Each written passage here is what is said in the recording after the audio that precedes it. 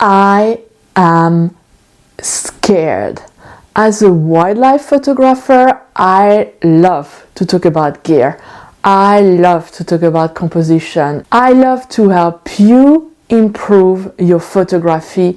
But today, I want to talk about our favorite subject, nature, and how our national park and national forest are currently under attack. So let's get this video started.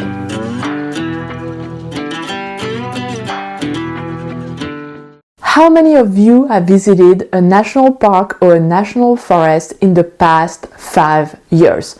Put it below in the comments. I bet a lot of you have. I bet a lot of you have their favorite national park. For me, it's very hard to pick my favorite national park. I mean, Yellowstone, Acadia, how about Bryce Canyon? I just so many amazing places to visit.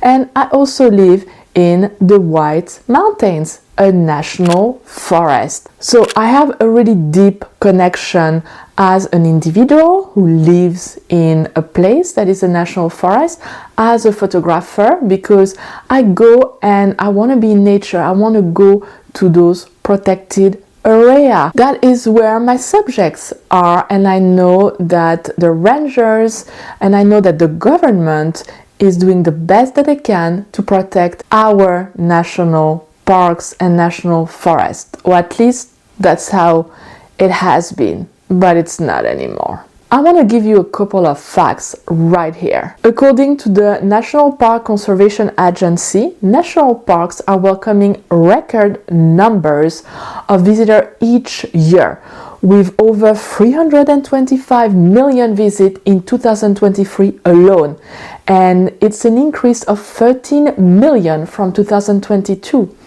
Unfortunately, the staffing levels are not keeping pace with increasing demand. So staffing in the park is down 20% since 2010. 20%, while visits have increased by 16%. And now the current administration has decided to take a sword under the pretext of efficiency.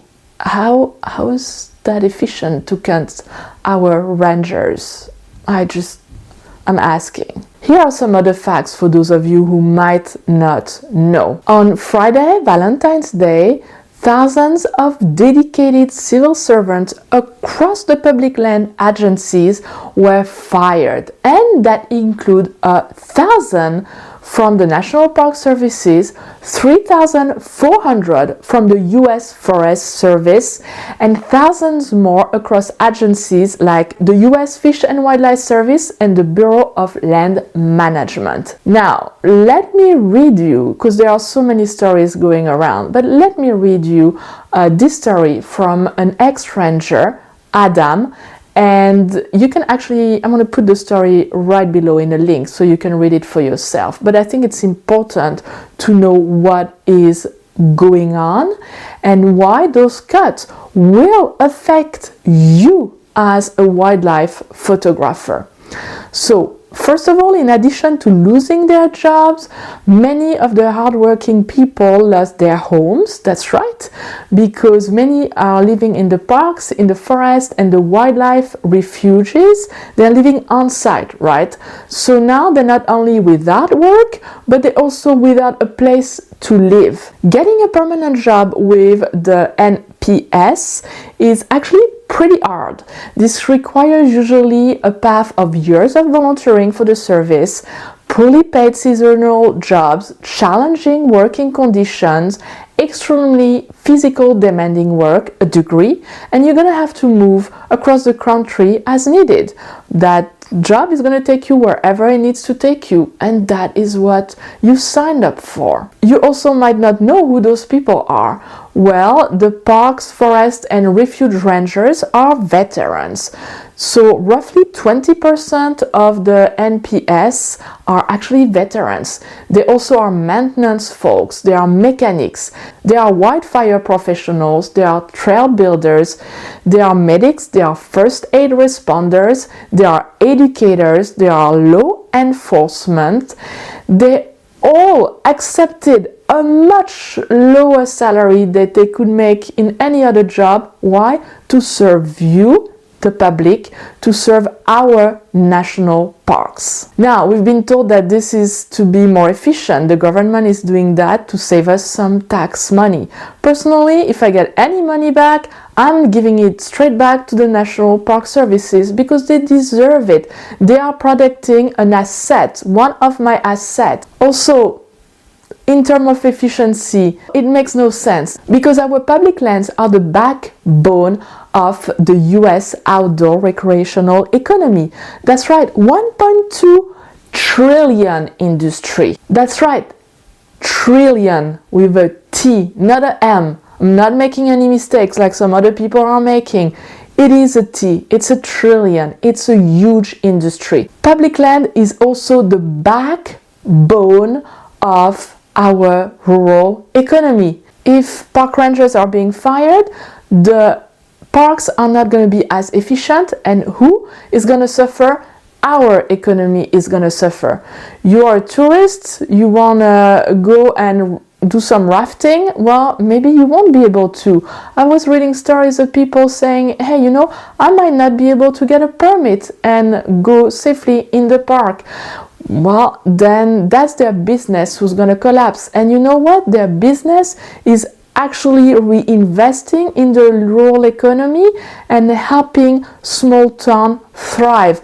Without that tourism, there's not going to be a business for those towns to survive and for people to continue living where they've been living and enjoying that type of tourism. Same thing for the restaurants, same thing for, I see it right here in the White Mountains. Well, if we have less tourists, or if you come in and you want to go and walk in the national forest and the trails are a mess, which they have been currently without any cuts, we need more people to be working here in the White Mountains National Forest because we had an influx of people. I don't know if you've seen some of those images of people going up the trail. First of all, it's dangerous. If anything happens, who's going to come and rescue them? That's right, the people that were just fired. Who is going to come and pick up trash in the trails because some people have no etiquette on the trail? That's right, those are the people that were just fired. So who's going to come and continue visiting our park if our parks are a mess, if our forests are a mess? Well, nobody.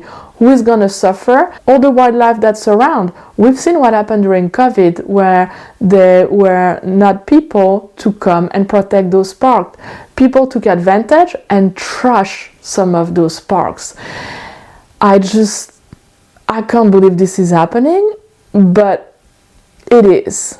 And one thing you should really look for is the privatization of those national parks, because ultimately that's probably the goal.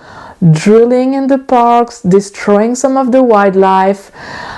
If we don't act, that's what's gonna happen. I highly recommend watching the Ken Burns documentary on our national parks and seeing how some of those early national parks, when there were no rules, just take a look and see what some of those people did and how they took advantage of our treasure, of our nature. I don't want to go back to that. We can do better, we can be better as human beings. So it is your responsibility as a wildlife photographer to take action. Everything can be very overwhelming and you might say, what can I do? Well, there is always something to do, even if it's very small. For example, the National Parks Conservation Agency is running right now a petition. Go and sign this petition. That email will be sent to Congress, because the more voices we have, the better. We need to be the advocate for our national parks, for our wildlife, because if we are not, then what's the point? Why are you a wildlife photographer if you're not taking a stand and if you're not protecting what you like to do? So I'm going to put the petition right below. It's going to be in the comment, it's going to be in the description of this video, and I hope that you take the time to do it. It takes literally like 1 minute. I was going to say 3. No, it takes you 1 minute. You can also call your representative and tell them how worried you are by what is happening right now. And I really urge you to wake up and take action by signing petition and making your voice heard, because we owe it to our rangers who've been working extremely hard to keep us safe and to keep our park and our wildlife. And all you have to do right now is just sign a petition, or it's just call your representative. So please take the time to do this before it is too late. I know this video is a little bit more serious than all my other videos, and I also don't want people to say that I'm taking one side or another. The side that I'm taking is very clear. My side is nature, and that's what I am all about. I'm about nature photography, and when I see that nature is under attack, then this is my responsibility to raise my voice and help.